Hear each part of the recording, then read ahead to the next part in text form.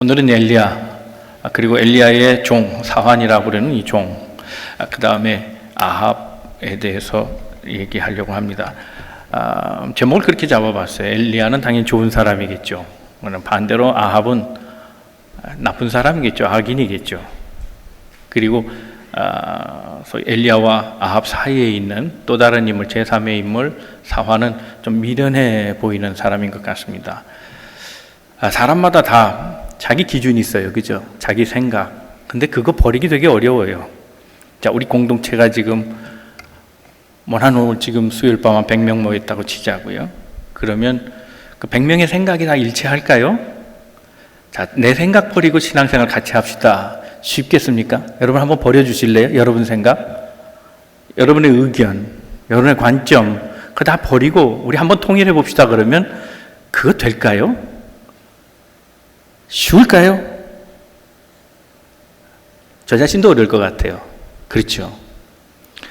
이게 사람 기준이라는 거, 사람의 그 생각이라는 거, 그거 참 버리기 어려워요. 자, 저같이 이제 배가 나온 사람이요, 라면을 먹으면 뭐라고 얘기합니까? 봐, 라면 먹으니까 뭐가 나와요? 배가 나오지, 그러죠? 마른 사람이 라면 먹으면 뭐라 그럴까요? 봐, 소화도 안 되는 거 맨날 라면 먹으니까 그렇게 마르지. 그래요. 그렇죠.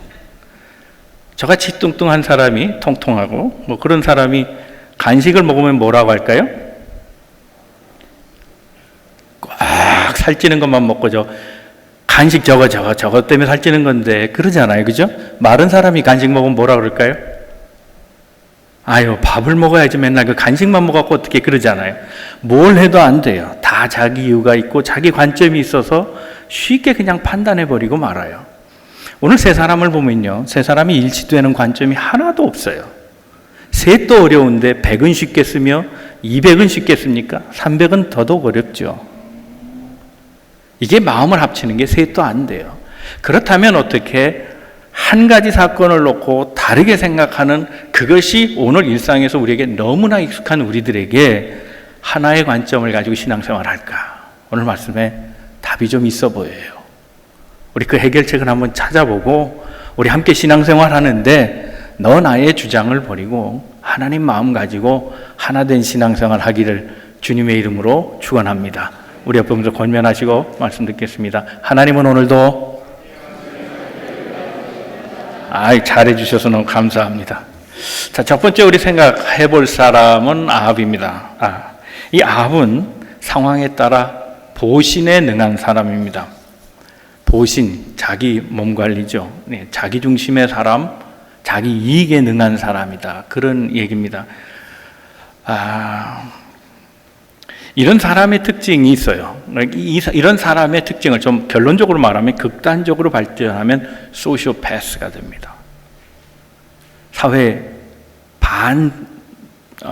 사회적 정서를 가진 사람.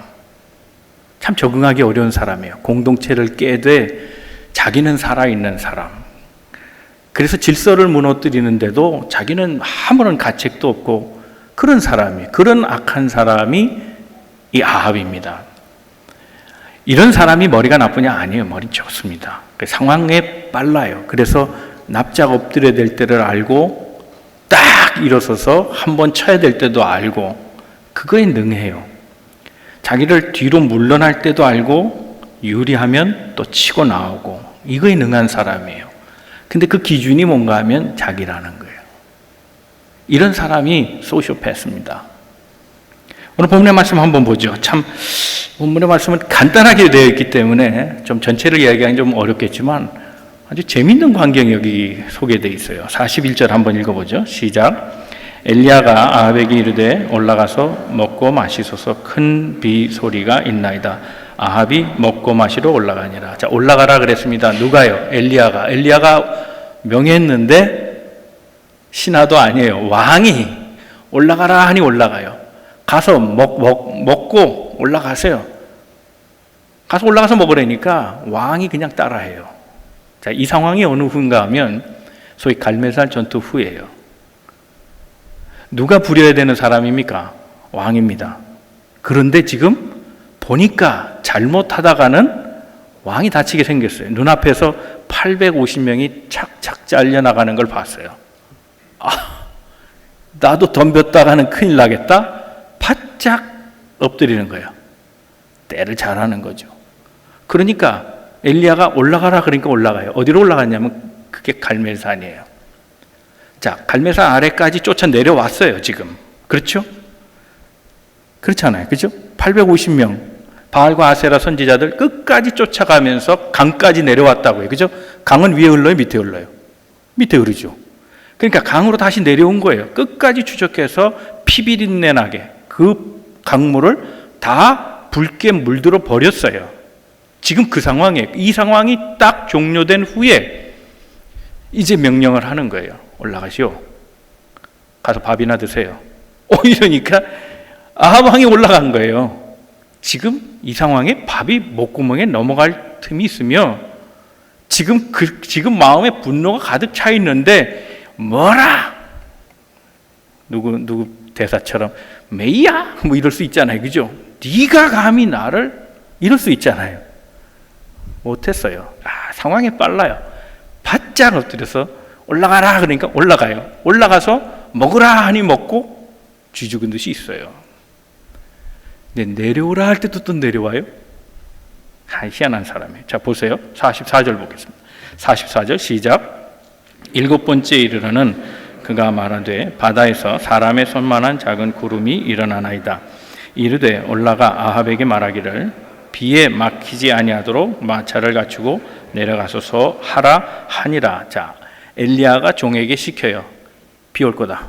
그러니 마차 타고 가면 진흙더미에서 마차 굴러가지 않는다. 미리미리 내려와서 가라 하라. 왕궁으로 돌아가라 하라. 그렇게 전달을 시키는 거예요. 그 전달 받아요. 그냥 내려가요. 고분고분하죠? 말 잘 듣죠? 이 사람이 변했을까요? 안 변했어요. 때만 본 거예요. 순종하는 것처럼 보여요. 그러나 지금은 소나기 올 때예요. 피하는 게 상책이라는 거예요. 저항하지 않고 순종하는 사람처럼 보여요. 올라가라 하니 올라가요. 갈멜산, 네, 좋은 곳이에요. 우리 성지순례 할 때 갈멜산 다 가보셨잖아요. 죄송합니다. 안 가시는 건 맨날 약 올리는 것처럼 성지순례 그래서 다음에 기회 있으면 꼭 가시라는 뜻이에요. 일평생 여행 자주 가시는데 성지순례는 한번 꼭 해야 돼요. 꼭 한 번 다녀오세요. 꼭 한 번. 다른 데 교회 가는 것도 중요하지만 우리 그리스도인 성지순례 한번 해야 돼요. 자, 그런데 거기 지중해가 보여요.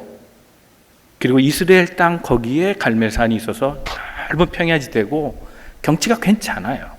아주 높은 산도 아니고요. 휴양지예요. 지금도 휴양지예요. 산도 좋고 숲도 많고 물도 많고 바다가 보이고 좋은 동네죠.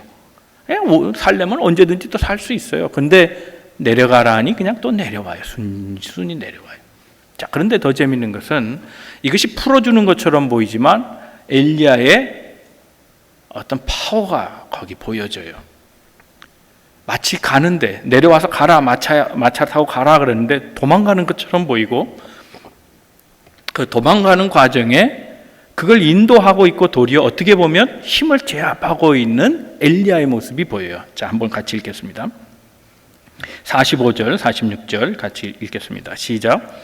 조금 후에 구름과 바람이 일어나서 하늘이 캄캄해지며 큰 비가 내리는지라 아합이 마차를 타고 이스라엘로 가니 여호와의 능력이 엘리야에게 임하매 그가 허리를 동이고 이스라엘로 들어가는 곳까지 아합 앞에서 달려갔다 그래요. 갈멜산하고 이스라엘 사마리아 그 수도까지 얼마 걸리냐면 약 30km예요. 30km 마라톤 코스예요. 그런데 아합이 자기가 걸어가거나 뛰어갔는데 마차보다 빠르다는 거예요. 이게 무슨 뜻이겠어요? 아합은 도망가 봐야 내 손 안에 있다는 거예요. 아무리 멀리 아무리 빨리 가봐야 아합을 앞지르는 건 엘리야였어요. 엘리야가 능력이 임했다는 거예요. 하나님이 임했다는 거예요. 그러니 당해낼 자가 없다는 거예요. 그동안 그는 이렇게 순종적인 사람처럼 보이고 엘리야의 손 안에 있는 것처럼 보였지만 그것은 잠시였고, 그가 궁으로 돌아가자마자 다시 계획한 일이 뭔가 하면 엘리야를 다시 죽이려는 사건이에요. 이세벨과 공모합니다. 본색이 드러났어요. 순종적인 것처럼 보였어요. 그래서 정말 변한 것처럼 보였어요. 이제는 엘리야를 탓하지 아니하고 예언을 못하게 막거나 그를 죽이려고 하지 않을 것처럼 보였어요. 엘리야의 명령에 순종하고 있으니까. 그런데 엘리야의 시야에서 사라지는 순간 다시 엘리야를 죽일 모의를 해요. 이세벨과 함께. 이렇게 표현하면 좋을 것 같아요. 정책은 안 변하고 전략은 변할 수 있다는 거예요. 이거 잘하는 국가가 어디예요? 북한이죠. 북한. 네, 엎드릴 때를 알아요. 그래서 주짓주짓 하다가 또 힘을 과시할 때가 있어요. 그죠? 미사일 빵빵 쏜단 말이에요. 이 세계에서 제일 미국을 만만하게 보는 국가가 북한이죠. 이게 대들 걸 대들어야지. 여러분 그런 말 아시죠? 개싸움 아세요? 개싸움. 똥개도 자기 집에선 70% 먹고 들어간대요. 무슨 말인지 아시죠? 그렇지 않아요? 자기 집에서는 똥개도 힘준다는 거예요. 근데 똥개하고 사냥개하고 상대가 돼요? 안 된단 말이에요. 이게 지금 개싸움 하는 거예요. 아합은 똥개예요. 아무것도 아닌데 자기 궁궐로 돌아가서는 자기 앞에 보이는 게 다 파워거든요. 신하들이 보여요. 군대들이 보여요. 군대들이 가지고 있는 무기가 보여요. 그러니까 막 힘이 막 갑자기 솟는 거예요. 70% 먹고 가는 거예요. 엘리야 보세요. 엘리야가 무슨 무기가 있어요? 뭐가 있어요? 엘리야가 군대가 있어요? 뭐가 있어요? 아무것도 없고 단촐해 보여요. 하나님 멀어요. 잘 안 보여. 이 사람은 이미 아내로부터 이방 종교에 오염된 사람이에요. 하나님 안 보이는 사람이에요. 이세벨이 어느 출신입니까? 시돈 출신이에요. 두로와 시돈. 이건 페니키아 왕국이에요. 정략 결혼했어요. 가장 힘센, 북이스라엘 가장 힘센 왕조가 누구였냐면 오므리 왕조인데, 오므리 왕조의 둘째 왕조예요. 두 번째 왕이에요. 그러니까 가장 큰 왕조의 계통을 받은 힘 있는 자인데도 불구하고 그는 더 큰 세력을 확장시키기 위해서 페니키아 왕국과 손을 잡은 거예요. 돈이 많았어요. 그래서 당시에 시돈의 왕이었던 엣바알이라는 사람, 엣바알이라는 사람의 딸하고 결혼해요. 이 엣바알은 제사장인데 펠레스라고 하는 시돈 왕을 죽여요. 이 제사장이 죽여요. 그리고 자기가 제사장 신분에서 왕의 신분으로 이렇게 바꿔버려요. 바로 그 딸을 결혼함으로써 화친을 맺고 경제적 수익을 얻어서 나라를 평안하게 하기로 했다 하는 그런 마음을 갖고 있던 사람이에요. 이거 다 좋아요. 나라가 부가 쌓여 있어요. 이제 외국하고는 화친을 맺었으니까 평안을 약속받았어요. 다 좋은데 정말 이스라엘로서는 해서는 안 될 일이 생기게 된 거 아니에요. 이방신이 들어오고 거기에 이방신을 섬기는 백성들이 생겨나게 되고 나라가 영적으로 완전히 망가져 버렸다는, 이건 정말 해서는 안 된 일인데 그렇게 했다는 거예요. 왜요? 마음에 두려움이 생겼거든요. 그런 마음에 두려움이 생긴 거예요. 엘리야 앞에서도 두려운 마음을 가질 때 순종해 보였어요. 그렇죠. 순종하는 척 했어요. 야, 850명 나자빠지는데 나도 죽겠다. 엎드린 거예요.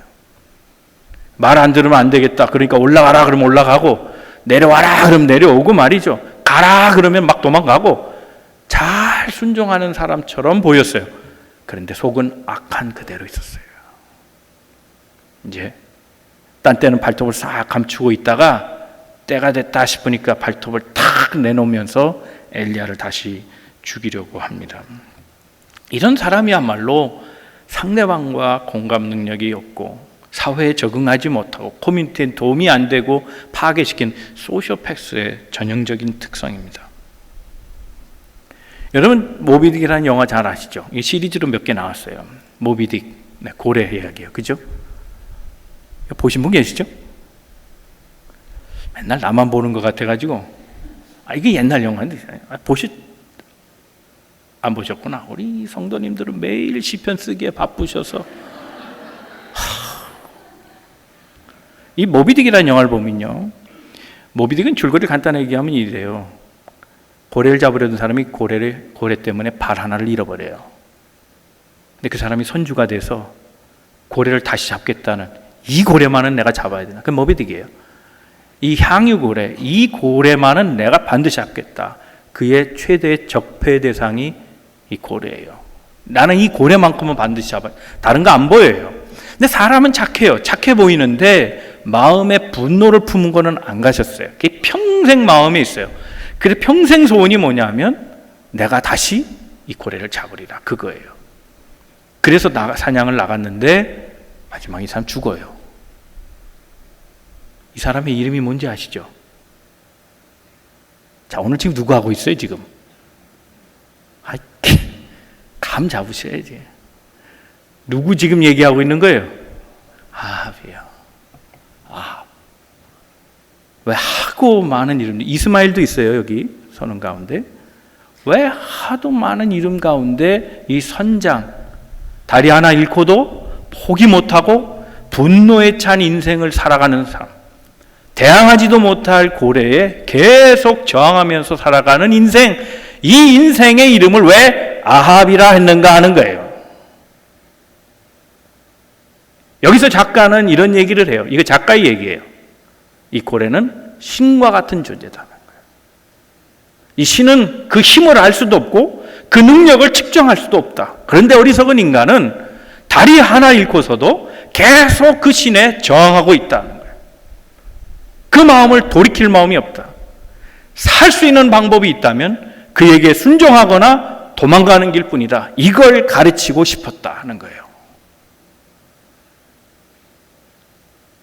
하나님의 마음을 알았어야 돼요. 하나님의 힘이 얼마나 큰지 알았어야 돼요.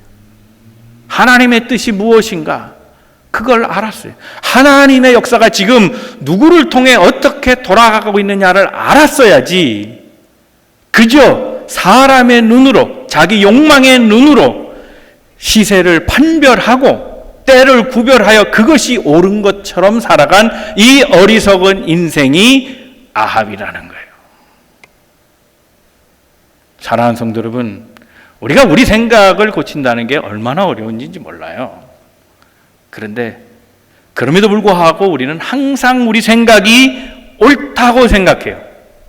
내 생각이 옳으므로 내 생각을 반드시 관철해야 된다는 생각에 때로는 납작 엎드리고 때로는 들고 일어나고 때로는 숨어버리고 때로는 정체를 밝히기도 하고 때로는 뒤로 물러가기도 하고 때로는 앞서기도 하는 우리의 어리석은 모습이 있다는 거예요. 하나님의 역사를 알면 하나님의 뜻에 순종할 뿐이에요.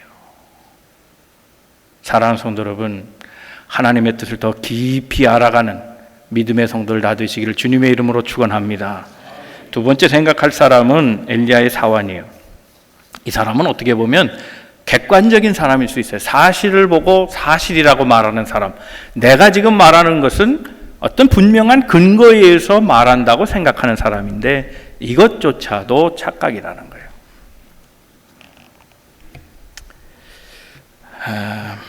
불트만이라는 역사학자가 있어요. 이 신학자인데요. 그 사람이 역사적 관점에서 굉장히 중요한, 신학 사조에서도 굉장히 중요한, 로마서도 아주 잘 쓴 사람입니다. 근데 이 사람은 뭐 신신학자라고 비판하는 사람도 있는데 뭐 그런 얘기는 제가 할 이유가 없고, 이 불트만이 그런 얘기를 했어요. 모든 종류의 해석은 객관적일 수 없다는 거예요. 아무리 객관적인 것, 그것을 추구해도 주관적인 것이 묻혀 있다는 거예요. 어딘가에는 묻혀 있다는 거예요. 그러니까 중립은 없고 객관적 사실은 100% 없어요. 자, 여러분 한번 그림을 한번 보세요. 자, 첫 번째 카트를 보시면, 자, 이게 무슨 색깔일까요? 이 옷 색깔이 뭘까요? 의료업에 종사하시는 분 빨리 얘기하세요. 에? 꿀을 드셨나? 무슨 색깔이에요? 아, 모르시는구나, 색깔. 가르쳐 드려야겠네, 색깔을. 에? 블랙. 아, 이걸 블랙으로 보셨어요?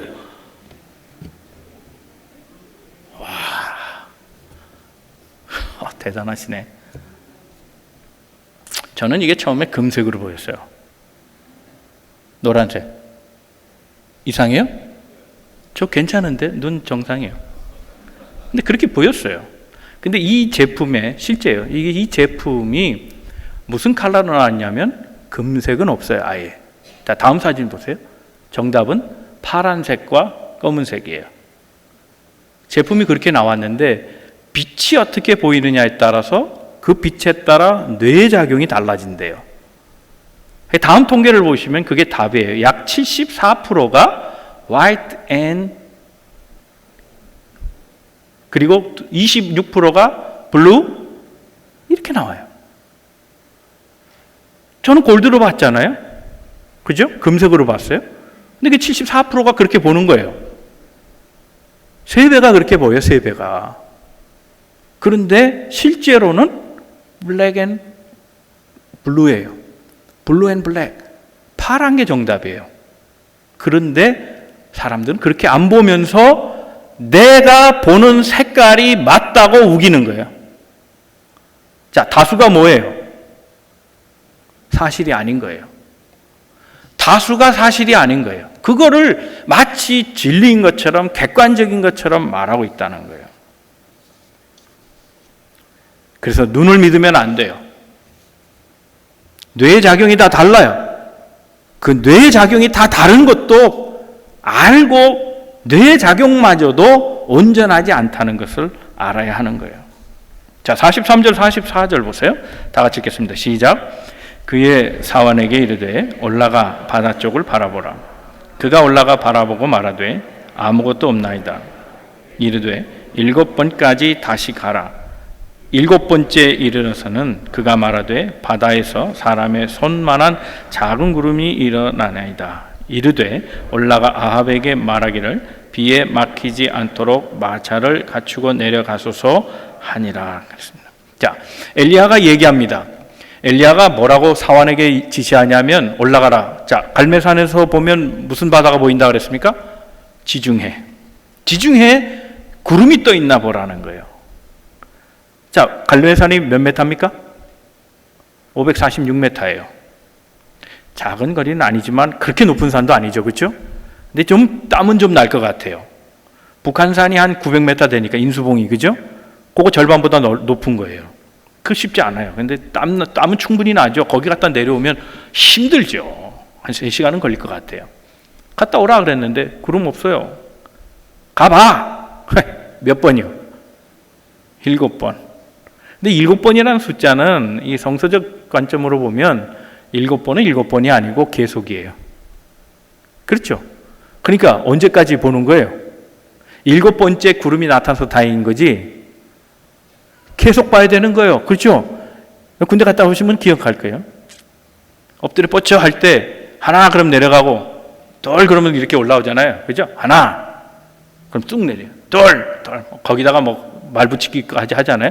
정신 통일 정신 통 그죠? 말하는 것도 귀찮아요. 그러면 뭐라 그래요? 자동 그래요. 그러면 계속 정신 통일 정신 통일 이거 자동이에요. 없어? 또 올라가 봐. 또 올라가. 짜증내면 와 올라가죠. 그때 7번째 본 게 뭐예요? 손바닥만한 구름이에요. 자, 그러면 이게 사실이에요? 구름이 손바닥만 할까요? 자, 모든 태양조차도 모든 구름도 이렇게 놓으면 다 손바닥만 하죠. 그래 안 그래요? 아, 좀 이렇게 해줘요. 그래 다음 거 하지. 그래요 안 그래요? 그렇죠. 이렇게 보면 얘기가 다르지만 이렇게 보면 다 가려지잖아요. 우주도 가려요. 이렇게 보면 우주가 손바닥만 해? 그게 객관적 사실이냐고요. 여기서 보기에 손바닥이지 실제로 거기 가보세요. 그 구름이 얼마나 크겠어요? 손가락 이거 갖고 되겠어요? 이거보다 크잖아요. 그게 객관적이냔 말이에요. 우리가 객관적이라고 말하는 게 사실은 객관적일 수 없다는 거예요. 우리가 믿고 있는 모든 객관적인 사실, 들은 얘기, 본 얘기조차도 그것은 사실이 아닐 수 있다는 거예요. 우리가 정말 인정해야 될 것은 내가 아는 것이 100% 객관적이라는 것을 인정하는 것이 아니라 100% 사실이 아니라는 걸 인정해야 돼요. 여러분, 이게 신앙의 시작이에요. 우리는 신앙생활을 그런 자기 확신으로 하는 게 아니기 때문에 그런 거예요.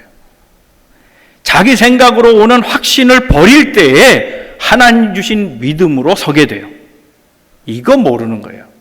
사화는 지금 부족한 게 있는데 본인은 객관적이라고 생각하지만, 그래서 객관적인 보고를 했다, 내가 본 거를 지금 말한다고 말하지만 사실은 그것은 전혀 다른 데에 있었어요. 그래서 오늘 세 번째 생각하기는 엘리야인데, 그렇다면 내가 보는 것이 객관적 사실이 아니라면 우리 세 번째 생각할 건 뭐냐면 하나님의 눈이라는 거예요. 그것만이 진실이에요. 하나님 눈으로 보는 거. 자, 처음에 시작할 때는 말 기억하시죠? 사람마다 다 생각이 다른데 어떻게 합의를 보겠어요? 아합의 눈으로? 엘리야의 종의 눈으로? 아니에요. 통일되지 않아요. 다 하나님의 눈으로 볼 때, 하나의 관점으로 볼 때, 하나님 마음으로 서로를 보라볼 때, 그때 우리는 하나 될 수 있다는 거예요. 생각해 보면 하나님의 관점이 얼마나 어려운가 하는 건 알 수 있어요. 엘리야도 마찬가지잖아요. 하나님의 관점으로 본다는 거예요. 야, 850명하고 싸워라. 이게 내 관점으로 생각한다면 그거 싸움할 사람이 누가 있겠어요? 그러고 싶겠어요? 우리 사람이 사람 하나 상대하는 것도요, 그거 쉬운 거 아니거든요. 그런데 850명하고 싸워라, 그거 수용하기 되게 어려운 거예요. 그러나 여긴 하나님의 뜻이 있겠지. 하나님이 뭔가 준비하셨을 거예요. 하나님이 뭔가 일을 이루시겠지. 그 관점으로 간 거예요.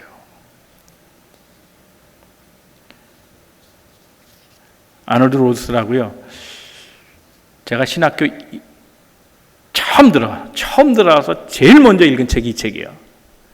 이 책을 보면 제가 잊지 못하는 말이 있어요. 아놀드, 이 로스라는 그 교수가 쓴 건데, 이 루이빌의 그 장로교 신학교에서 PCUSA 운영하는 루이빌 신학교가 있는데, 거기에서 95년도에 돌아가셨어요. 이게 굉장히 오래된 고전적인 책인데, 이 로스가 뭐라고 그랬냐면, 역사는 두 가지가 있다는 거예요. 역사는 두 가지가 있는데, 하나는 날 역사가 있고 해석된 역사가 있대요. 날 역사가 뭔가 하면 히스토리예요. 그거 독일어로 말하면 발음은 똑같은데 히스토리 IE로 끝나요. Y가 아니고 독일어로 그냥 날 역사는 히스토리예요. 그런데 거기에 해석된 역사가 또 하나 있다는 거예요. 그 해석된 역사를 게시시테라 그래요. 게시시테. 이 역사를 두 가지로 표현해요. 히스토리라고 말하면 날 역사이건 아무런 해석이 없어요. 언제 어디서 무엇이 일어났다, 그걸로 그냥 객관적 사실로 끝나요. 그런데 그 사건은 어떤 의미다라고 말하는 그 역사가 진짜 역사라는 거예요. 성경에는 이런 역사가 묻어 있다는 거예요. 성경은 날 역사가 아니고 성경은 해석된 역사라는 거예요. 하나님의 뜻이 묻어 있는 해석이라는 거예요. 그래서 하나님은 성서의 기자들에게 영감을 주셔서 그 영감을 통해 하나님의 역사를 해석하여 써놓게 하셨다는 거예요. 그러니까 성경을 과학서적으로 보면 돼요, 안 돼요? 역사책으로 보면 돼요, 안 돼요? 상식책으로 보면 돼요, 안 돼요? 안 돼요. 그건 날 역사가 아니기 때문에 그런 거예요. 거기는 신앙인들이 성령으로 감동받아서 쓴 얘기들이기 때문에 역사와 다르고 상식과 다른 거예요. 그건 해석된 역사인 거예요. 그러니까 우리 하나님 말씀을 잘 배우는 건 매우 중요하고요. 우리가 하나님 말씀 시편 계속 써보는 건 굉장히 중요해요. 이 기간이 참 중요한 시기라고요.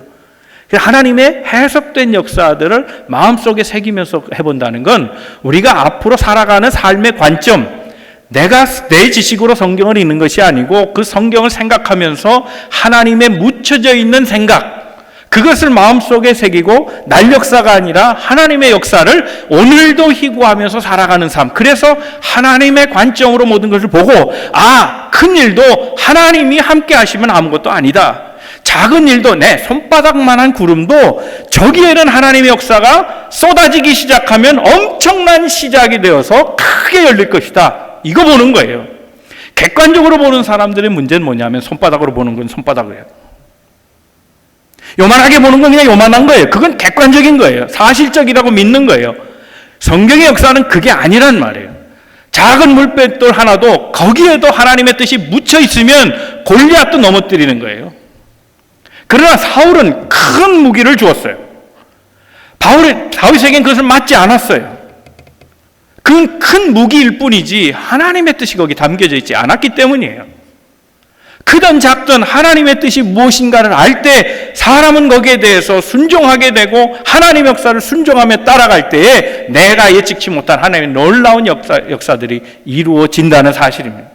때때로 하나님 우리에게 그렇게 말씀하실 때가 있어요. 우리에게 보여주신 모든 꿈과 계획들이 별거 아닐 때가 있다는 거예요. 하나님 뭐 이런 걸. 그런데 하나님의 묻혀진 역사를 생각하면서 하나님의 눈의 관점으로 보면 그것은 엄청난 또 다른 시작일 수 있다는 사실을 깨달아야 하는 거예요. 이게 신앙인의 자세예요. 김남이라는 분이 있습니다. 이분은 이제 한국에 수식어를 많이 만든 분이에요. 여성인데 한국계 그 옛날에 뭐 휴리 패커드 들어왔을 때 처음 얘기죠. IBM이라든지 모토로라 이거 들어올 때마다 거의 수식어가 다 붙어요. 최초의 여성 뭐 이래서 그래서 최고의 자리까지 한국계에서는 최고의 자리까지 올라갔던 그런 여성입니다. 근데 이 여성이 한번 중앙일보에 되게 크게 다룬 적이 있었는데 그 인터뷰 기사예요. 거기에 뭐라고 돼 있냐면 이렇게 써 있어요. 당신이 특별한 어떤 아이디어나 플랜이 있어서 당신의 윗사람이 당신을 좋게 보고 승진을 시켰던 겁니까? 당신의 승진, 프로모션의 중요한 키는 뭡니까? 기자가 그렇게 물었는데 복사기를 얘기해요. 복사기였다는 거예요. 복사기요? 복사기하고 그 사람하고 무슨 관계가 있습니까? 처음에 이분이 이제 부산대에 나온 분이에요. 나름대로는 그래도 부산 지역에서는 제일 좋은 대학이 부산 아니에요.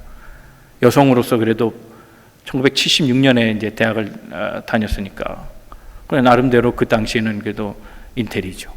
그런데 입사해서 들어가 보니까 복사를 시키더래요. 복사를. 이거 소 잡는 칼을 닭 잡는 데 쓰는 거예요, 이거.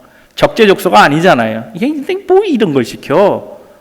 이거 한참 시키더라는 거예요. 근데 그 복사기를 놓고 복사를 이제 맡은 일을 시작하는데 다른 사람하고 다르게 했다는 거예요. 줄 하나 안 틀리게 10장이든 100장이든 딱 맞춰대고 말이죠.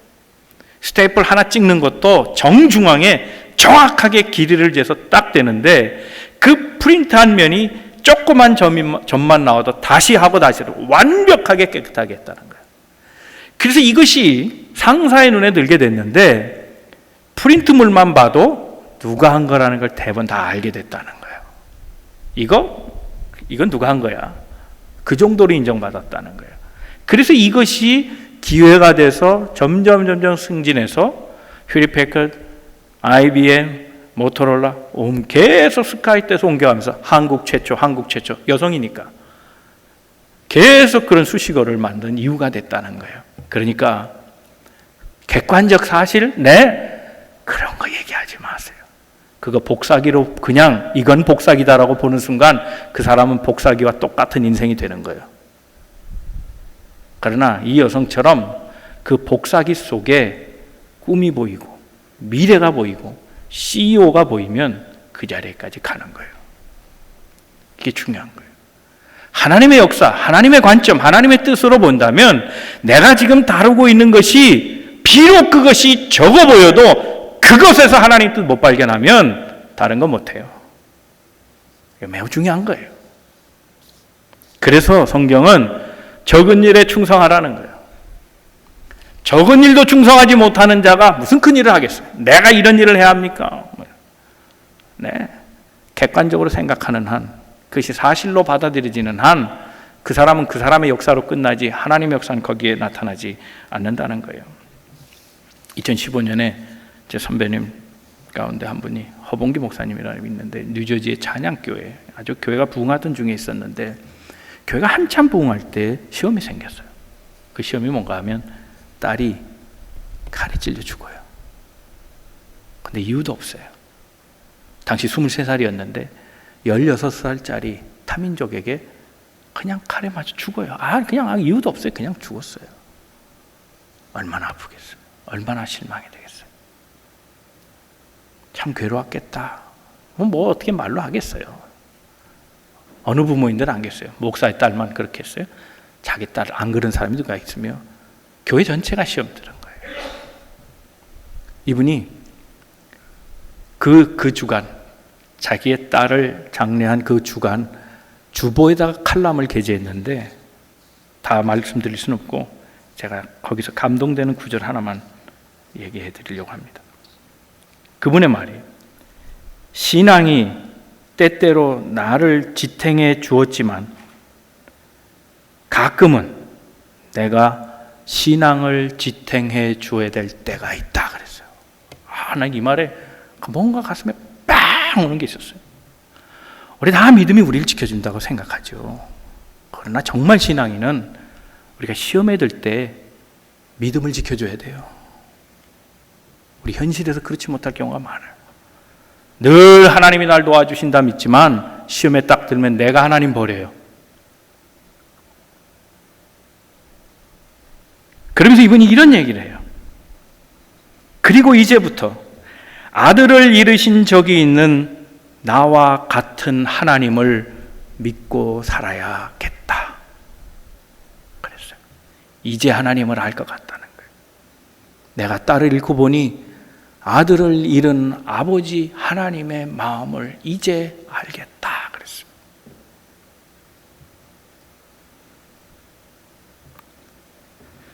여러분, 눈이 다르면, 기준이 다르면 해석이 다르고, 해석이 다르면 삶이 달라지는 거예요. 내가 행복하지 못한 이유, 내가 믿음에 서지 못하는 이유, 내 기준과 내 해석이 틀리기 때문이에요. 우리 농담으로 그렇게 얘기하죠. 그거 고쳐, 그런 말 하죠. 그거 고쳐, 정말 고쳐야 될 게 뭐냐? 내 눈을 고쳐달라고 말씀드려야 돼요. 내 이기적인 눈, 내 생각이 옳다고 말하는 그 내 관점들만, 나는 객관적인 얘기만 해요, 나는 옳은 소리만 해요 하는 그 말이 사라지기 전에는 진정한 하나님의 역사 알 수 없어요. 야곱이 자기 아내를 보낸 때가 됐어요. 사랑하는 아내, 7년 더 일해서 얻은 아내 라헬, 그 라헬 사랑스러운 아내, 그가 애를 낳으면서 죽어요. 그 죽으면서 애를 낳으면 이 어머니 라헬은 자기 아들의 이름을 베논이라고 지어요. 베논이라는 말은 고통의 아들이란 뜻이에요. 고통스럽다. 그렇잖아요. 엄마가 없는 그런 삶을 내 자식이 살아야 된다. 미리 생각해보면, 추측해보면, 내 생각, 내 관점으로 보면 이거는 정말 불쌍한 일이에요. 베논이다. 네 인생이 이제 베논이다. 이름을 그렇게 짓고 갔어요. 근데 야곱이 그 이름을 빼버렸어요. 아니다. 베논이가 아니라 벤야민이다 그랬어요. 벤야민, 오른쪽의 아들이라는 거예요. 오른쪽 하나님이에요. 하나님의 아들이라는, 축복의 아들이라는 거예요. 이 아들은 잘 될 거라는 거예요. 고통의 관점으로 보면 이 자식은 불쌍해요. 그러나 축복의 관점으로 보면 이 아들은 장래가 있는 거예요. 같은 일인데 생각을 바꾸고 마음을 바꾸고 기준을 바꾸면 또 다른 세계가 보이게 된다는 거예요. 오늘 우리는 너무나 많은 자기가 옳다는 그리스도인들이 얼마나 많은 세대에 살고 있는지 몰라요. 나 자기 옳은 거로 생활하면 교회는 뭐가 되겠어요? 다 자기 옳은 소리만 하면 뭐가 되겠냐면, 그 자기 옳은 생각을 하는 한 그에게는 하나님의 역사 없어요. 가장 초보적인 단계가 자기 생각을 말하는 단계예요. 자기 생각을 말하는 건 유치하다고 창피하다고 느껴야 돼요. 하나님의 관점을 얘기해야 돼요. 그게 고차원의 신앙이에요. 하나님의 생각은 어떠실까? 하나님 마음은 어떠실까? 거기에 마음을 두고 함께 마음을 맞춰 갈 때에 한 가지 사건도 하나로 풀어갈 수가 있고, 그 사건은 옆으로 밀려나는 해석이 아니라 정도를 걸어가게 하는 그런 의로운 해석, 좋은 해석이, 선한 해석이 될 수 있다는 사실입니다. 자, 하나님의 관점으로 종을 생각해 보세요. 그가 하나님의 마음을 알았다면 왜 하나님이 자기의 스승, 자기의 주인 이 엘리야를 통해서 850명을 죽이게 하셨을까? 그 힘든 일을 내 스승에게 말씀하신 이유가 뭘까? 알았을 것이고, 다 이긴 다음에 왜 스승은 아니 축가를 불러도 시원치 않은 판에 왜 무릎 사이에 머리를 집어넣고 저렇게 고생스럽게 기도했을까? 이런 질문은 안 했을 거예요. 왜 내 스승은 나를 그렇게 못 살게 나중에 가서 봐도 될 일을 올라갔다 내려오면 또 올라가라고 또 올라가라고 7번이나 했을까?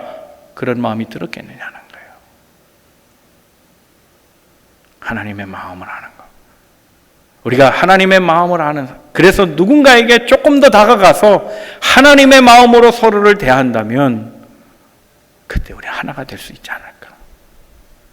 자기 생각으로는 도저히 하나 될 수 없다는 사실을 오늘 다시 한번 고백하면서 내 말, 내 주장, 내 생각을 내려놓고 우리 함께 하나님의 뜻이 무엇인지 머리를 맞대고 함께 기도하면서 하나님 말씀 읽고 시편의 말씀을 쓰면서 하나님의 뜻이 우리 교회, 우리 공동체, 우리 동산, 우리 사역팀에 무엇이 하나님의 역사들이 이루어가야 하는지, 하나님의 그때 묻은 숨결은, 그 손길은 우리에게 어떤 역사를 제공했을지 곰곰이 진지하게 한번 생각해보고 그 뜻에 순종하고 나가는 우리 되기를 바랍니다. 우리 자신을 버리십시다. 이 밤 한번 그걸 결단하시고 하나님의 마음으로 우리의 남은 생에 살아가는 믿음의 장정들 다 되시기를 주님의 이름으로